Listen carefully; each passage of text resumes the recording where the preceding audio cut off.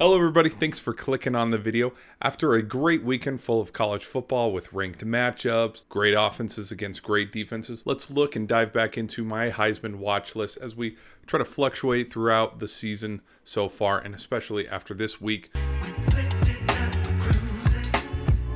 Right now, moving to number 1, I have Michael Penix Jr. He has 16 touchdowns, 0 rushing touchdowns, which is fine. Like, I counted all-purpose touchdowns. His yardage, he leads the country in yards and touchdowns, so there's no reason to not have him at number 1. And he solidified it with that Cal win, and the Tulsa win was impressive, and he's just been rolling. You know, he had a great game against Boise State. It pushed him to 1 and dropped Caleb Williams down to 2. And Caleb Williams is not a bad quarterback, and it's not like, oh my gosh, he sucks, this is why he's number 2. Like, just, he's about 400-ish yards shy. He's only at 1,200. And he has 15 touchdowns, but then he has 3 rushing touchdowns. So his all-purpose touchdowns are still top of the league just right now as we speak. For number 3, I think I'm sticking to my guns, and this is only because of his production on the field. I'm staying with Sam Hartman. Sam Hartman, he's gone up, he's gone down. He's stayed in that 3-4 spot.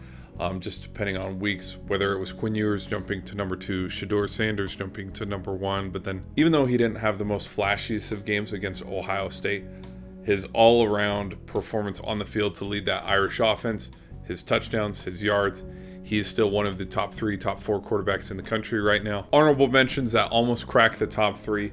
I mean, let's first start with Ward up there at Washington State. He is on a tear right now. Which was very unexpected. I didn't predict Washington State being that good this season. I had them taking a little bit of a step back. I would have thought DJ Uiagalelei, Cam Rising would have been that surprise quarterback out of the Pac-12. But with how he performed against, the Beavers, but then also his all-purpose yards, how he's, getting up there in the top 5 with touchdowns overall, he cracks this list where if he has 2-3 good more games, he could be number 2, number 3, number 1 for all we know. Quinn Ewers, I have him dropping just a little bit. He's in that honorable spot. He shot up the boards with the Alabama win, and I had him at 2.